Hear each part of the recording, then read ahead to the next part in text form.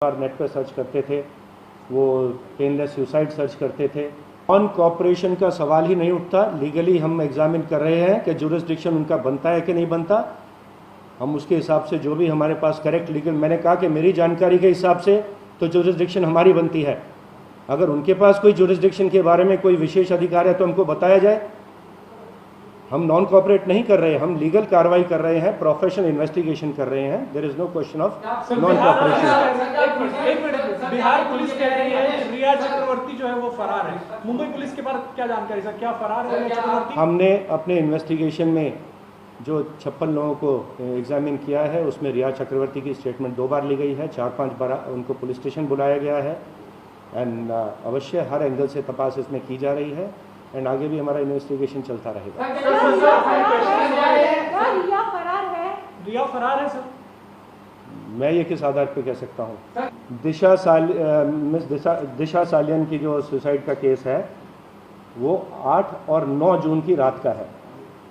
Malvani police station में reagent Galaxy building में जहाँ उनके फियांसी रहते हैं रोहन रॉय, वहाँ उनके घर में कोई छोटा फंक्शन, छोटी पार्टी चल रही थी 8 तारीख की रात को। उस पार्टी में टोटल 6 लोग हाजिर थे। दिशा सालियन, रोहन रॉय, उनके 4 फ्रेंड्स थे, दीप अजमेरा, इंद्रनील वैद्या, हिमांशु शिखरे और रेशा पडवल। उस समय ये रात में दुर्घटना हुई थी जब उनको नीचे बिल्डिंग के नीचे गिरा पाया गया था। वहाँ से उन्हें शताब्दी हॉस्पिटल ले जाया गया था। पुलिस का इन्वेस्टिगेशन शुरू हुआ है, बयान नोट किए गए हैं, सीसीटीवी फुटेज देखा गया है। तो यही 6 लोग उनके घर पे उस दिन हाजिर थे, इससे अतिरिक्त कोई व्यक्ति वहाँ पे नहीं था। उनके माता पिता का बयान भी नोट किया गया है और उन्होंने भी इस बारे में कुछ शक नहीं बताया है। और जितनी जानकारी अब तक सामने आई है इन्वेस्टिगेशन में वो ये है कि वो शायद उनके प्रोफेशनल लेवल पे शायद उनके 2 अकाउंट्स कुछ ख़राब हो गए थे और उनको पर्सनल लाइफ में भी कुछ प्रॉब्लम थी, डोमेस्टिक प्रॉब्लम थी, जिसके कारण शायद वो डिस्ट्रेस थी। ये एक कारण उनकी सुसाइड का हो सकता है, लेकिन इसमें आगे इन्वेस्टिगेशन चल रहा है। लेकिन ये 6 लोगों से ज़्यादा वहाँ कोई व्यक्ति हाजिर नहीं थे। उन्होंने सिर्फ मार्च महीने में एक बार उनकी सुशांत सिंह जी से मुलाकात हुई थी। वो एक कॉर्नर स्टोर नाम की कुछ मैनेजमेंट कंपनी के लिए काम करती थी। उसके अलावा उनकी मुलाकात, जितनी हमारा इन्वेस्टिगेशन है, श्री सुशांत सिंह राजपूत से कभी नहीं हुई थी। एंड इस बात जब उनका नाम श्री सुशांत सिंह राजपूत से लिंक किया गया, इसकी वजह से वो बहुत डिस्ट्रेस में थे, ऐसा बयानों में सामने आया है। और श्री राजपूत बार बार ये सर्च भी करते थे, अपना नाम बार बार नेट पर सर्च करते थे, वो पेनलेस सुसाइड सर्च करते थे और बाइपोलर डिसऑर्डर सर्च करते थे नेट पे जाके। और इस बात से बहुत डिस्ट्रेस में थे कि उनका नाम दिशा सालियन से कनेक्ट किया जा रहा था। इनफैक्ट उनका एक मैसेज इस प्रकार का प्राप्त हुआ है कि उन्होंने अपने एडवोकेट थी कि उनकी पहचान की, उससे पूछा है हु इज दिशा सालियन, तो उनकी कोई पहचान भी नहीं थी, सिर्फ एक बार मुलाकात हुई थी। लेकिन सोशल मीडिया पे कुछ इस प्रकार का पॉइजनस वो चलाया गया था कि उनको लिंक करने के लिए, और जिसकी वजह से बहुत डिस्ट्रेस। सर, सुशांत के घर में भी पार्टी हुई थी क्या उनके मौत से ठीक पहले वाले रात? हमारे पास 13-14 तारीख का जो सीसीटीवी फुटेज मौजूद है बिल्डिंग का, उससे नहीं लगता कि कोई भी वहाँ पे पार्टी उनके घर में हुई थी। दोनों ही इन्वेस्टिगेशन में किसी पॉलिटिशियन का नाम अभी तक हमारे सामने नहीं आया है। There is no evidence against any politician of any party in both the investigation. आज तक 56 लोगों के स्टेटमेंट्स रिकॉर्ड किए जा चुके हैं।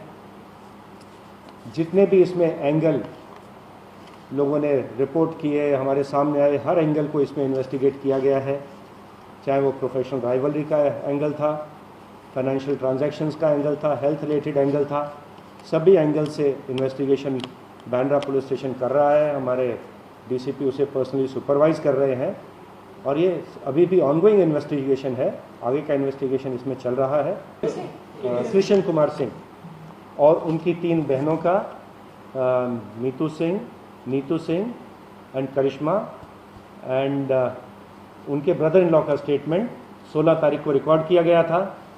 हमारे पास स्टेटमेंट्स भी हैं और उस स्टेटमेंट में उन्होंने कोई शक व्यक्त नहीं किया था।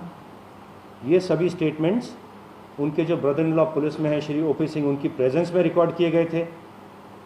जो जो उन्होंने बताया उसमें उस हिसाब से इन्वेस्टिगेशन भी किया गया। लेकिन ये उन्होंने अवश्य कहा था प्रत्येक ने कि स्टेटमेंट उन्होंने अपनी जान ली है ना तो उन्होंने कोई मर्डर का आरोप किया, ना कोई उन्होंने सस्पिशन बताया। किसी के बारे में भी कोई शिकायत है तो अवश्य ही वरिष्ठ अधिकारियों से मिल सकते हैं, हमारे से आके मिल सकते हैं, और कोई भी उनकी अगर किसी एंगल से वो चाहते हैं इन्वेस्टिगेशन किया जाए, हम अवश्य इन्वेस्टिगेशन करेंगे। लेकिन उनकी सिस्टर और ब्रदर इन लॉ आकर हमारे वरिष्ठ अधिकारियों से भी उस समय मिले थे, जॉइंट कमिश्नर से मिले थे, डिप्टी कमिश्नर से मिले थे। उन्होंने हमसे मदद मांगी थी कि उनके जो पौना की प्रॉपर्टी है, घर की प्रॉपर्टी, जाके सामान वगैरह चेक करने के लिए, ले जाने के लिए पूरी मदद की गई थी। उस समय भी किसी प्रकार का शक या हमारे इन्वेस्टिगेशन के बारे में कोई भी शिकायत उन लोगों ने कन्वे नहीं की। फाइनेंशियल इरेगुलरिटीज़ के बारे में भी हमने पढ़ा था, और शायद बिहार के एफआईआर में मेंशन्ड है कि उनके अकाउंट से 15 करोड़ साइफन ऑफ किए गए। जितना हमने अभी तक प्राइमा फेसी जितने अकाउंट्स देखे हैं, बैंक स्टेटमेंट, उनके लेजर्स, उनसे सीए से जितना बातचीत हुई है, बयान लिया गया, उसमें ये सामने आया है कि टोटल उनके अकाउंट में करीब 18 करोड़ रुपए थे। उसमें से अभी भी 4-4.5 करोड़ रुपए शायद उनकी एफडीज़ में और बैंक अकाउंट में प्रेजेंट है। बाकी जो 13-14 करोड़ खर्च हुआ, पूरा उसका डिटेल है, एग्जामिन किया जा रहा है।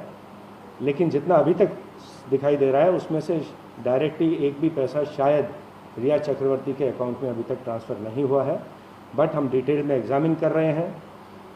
जो डॉक्टर्स थे जो इलाज कर रहे थे, उनका भी हम स्टेटमेंट लिए हैं, उनसे भी संपर्क में हैं।